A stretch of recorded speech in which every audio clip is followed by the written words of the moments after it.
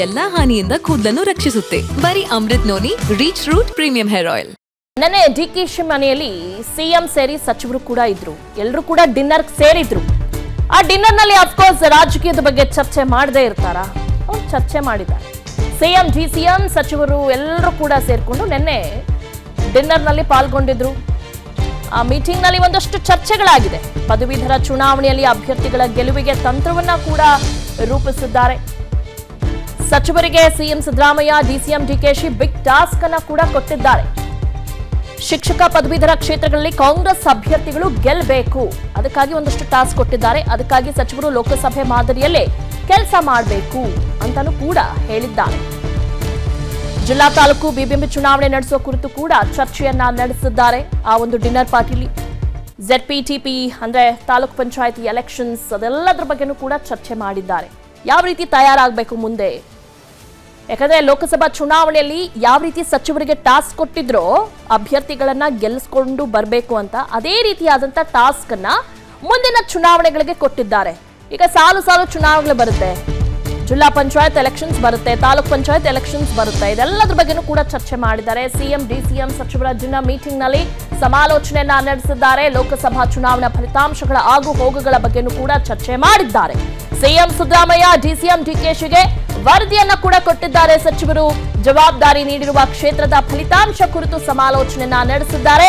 ಯಾವ ಕ್ಷೇತ್ರದಲ್ಲಿ ಕಾಂಗ್ರೆಸ್ ಗೆಲ್ಲಬಹುದು, ಎಲ್ಲಿ ಹಿನ್ನಡೆ ಆಗಲಿದೆ, ಹಿನ್ನಡೆ ಆದ್ರೆ ಅದಕ್ಕೆ ಕಾರಣ ಏನು, ಯಾರು ಕೆಲಸ ಮಾಡಿಲ್ಲ, ಯಾರು ಕೆಲಸ ಮಾಡಿದ್ರು, ಎಲ್ಲದರ ಬಗ್ಗೆನೂ ಕೂಡ ಮಾಹಿತಿಯನ್ನ ಕೊಟ್ಟಿದ್ದಾರೆ. ಸಚಿವರು ಕುಟುಂಬಸ್ಥರು ಎಲ್ಲೆಲ್ಲಿ ಗೆಲ್ತಾರೆ ಎಂದು ಸಿಎಂಗೆ ಮಾಹಿತಿಯನ್ನ ಕೊಟ್ಟಿದ್ದಾರೆ.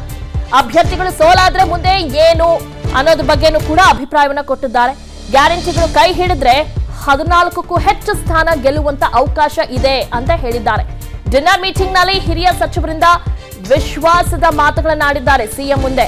ಸರ್, ಅಕಸ್ಮಾತ್ ಗ್ಯಾರಂಟಿ ಯೋಜನೆ ನಮ್ಮ ಕೈ ಹಿಡಿದ್ರೆ ನಾವು 14ಕ್ಕೂ ಹೆಚ್ಚು ಸ್ಥಾನವನ್ನ ಗೆಲ್ತೀವಿ ಅಂತ ಹೇಳಿದ್ದಾರೆ. ಚುನಾವಣಾ ನೀತಿ ಸಂಹಿತೆ ಮುಗಿತಿದ್ದಂತೆ ರಾಜ್ಯ ಪ್ರವಾಸವನ್ನ ಕೈಗೊಂಡಿದ್ದ ಬಗ್ಗೆನೂ ಕೂಡ ಹೇಳಿದ್ದಾರೆ. ಡಿನ್ನರ್ ಮೀಟಿಂಗ್ ನಲ್ಲಿ ಸಚಿವರಿಗೆ ಸಿದ್ದರಾಮಯ್ಯ ಕಿವಿಮಾತು ಕೂಡ ಹೇಳಿದ್ದಾರೆ. ಅಂದ್ರೆ ಈ ರೀತಿಯಾಗಿ ಮಾಡಿ ಅಂತ ಹೇಳಿದ್ದಾರೆ.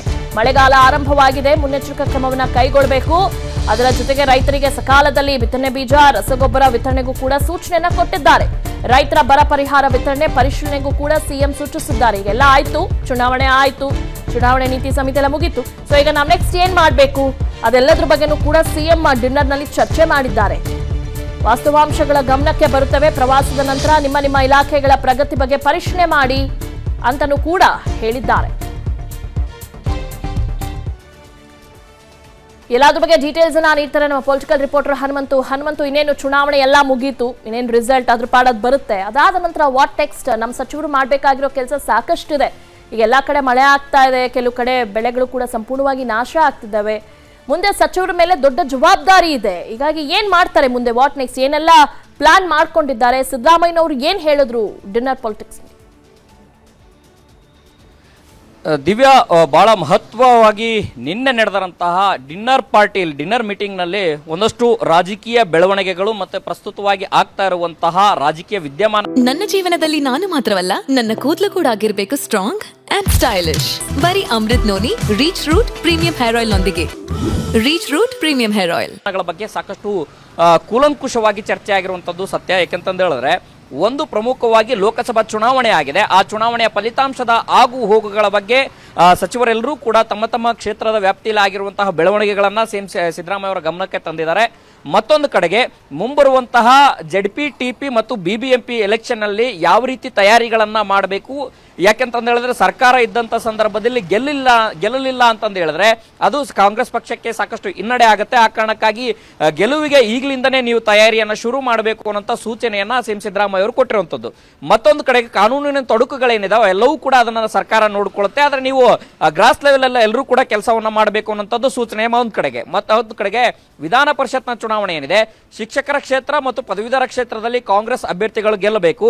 ಸಚಿವರುಗಳು ಕೂಡ ಲೋಕಸಭಾ ಮಾದರಿಯಲ್ಲೂ ಕೂಡ ಕೆಲಸ ಮಾಡಬೇಕು ಅನ್ನೋ ಸಾಕಷ್ಟು ಸೂಚನೆಯನ್ನು ಕೊಟ್ಟಿರುವಂತದ್ದು. ಬಹಳ ಪ್ರಮುಖವಾಗಿ ಏನಂತಂದ ಹೇಳಿದ್ರೆ, ರಾಜ್ಯ ಮತ್ತು ಬೆಂಗಳೂರು ಸೇರಿದಂತೆ ಪ್ರವಾಹ ಎಲ್ಲೆಲ್ಲ ಆಗುತ್ತೆ ಅನ್ನುವಂತಹ ಸ್ಥಳಗಳನ್ನ ಗುರುತಿಸಬೇಕು. ಯಾಕೆಂತಂದ ಹೇಳಿದ್ರೆ ಈ ಬಾರಿ ವಾಡಿಕೆಗಿಂತ ಹೆಚ್ಚು ಮಳೆ ಆಗುವಂತ ಸಾಧ್ಯತೆಗಳಿದಾವೆ. ಮತ್ತೆ ಕೃಷಿ ಚಟುವಟಿಕೆಗಳು ಕೂಡ ಶುರುವಾಗುವಂತ ಎಲ್ಲಾ ಮುನ್ಸೂಚನೆಗಳಿರುವಂತಹ ಹಿನ್ನೆಲೆಯಲ್ಲಿ ರೈತರಿಗೂ ಯಾವುದೇ ರೀತಿಯ ಸಮಸ್ಯೆಗಳಾಗಬಾರ್ದು. ಆ ನಿಟ್ಟಿನಲ್ಲಿ ಎಲ್ಲರೂ ಕೂಡ ಸಚಿವರು ನೀತಿ ಸಂಹಿತೆ ಮುಗಿದ ತಕ್ಷಣನೇ ಎಲ್ಲರೂ ಕೂಡ ರಾಜ್ಯ ಪ್ರವಾಸವನ್ನ ಮಾಡಬೇಕು. ಯಾಕೆಂತಂದ ಹೇಳಿದ್ರೆ ರಾಜ್ಯ ಪ್ರವಾಸ ಮಾಡಿದಂತ ಸಂದರ್ಭದಲ್ಲಿ ಸ್ಥಳೀಯವಾಗಿ ಯಾವ ಸಮಸ್ಯೆಗಳನ್ನ ಜನ ಎದುರಿಸ್ತಾ ಇದ್ದಾರೆ ಅವಾಗ ಎಲ್ಲರೂ ಕೂಡ ನೇರವಾಗಿ ಸಚಿವರ ಗಮನಕ್ಕೆ ಬರುತ್ತೆ.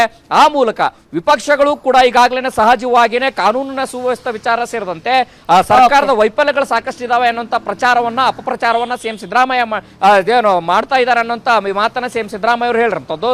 ಅದಕ್ಕೆ ನೀವು ಪ್ರತಿ ಇಲಾಖೆ ಏನಿದೆ ಆ ಇಲಾಖೆಯ ಅಂಕಿ ಅಂಶಗಳ ಸಮೇತ ನೀವು ಉತ್ತರವನ್ನ ಕೊಡಬೇಕು ಅನ್ನಂತ ಸೂಚನೆ ಕೊಡೋದ್ರ ಜೊತೆಗೆ ಇಡೀ ರಾಜ್ಯದ ಗಮನ ಸೆಳೆದಂತಹ ಪೆಂಡ್ರೈವ್ ಪ್ರಕರಣ ಏನಿದೆ ಆ ಪ್ರಕರಣದ ವಿಚಾರವೂ ಕೂಡ ಒಂದಷ್ಟು ಮಾತುಕತೆ ಆಗತ್ತೆ. ಅನಗತ್ಯ ಮಾತುಗಳನ್ನ ಬೇಡ.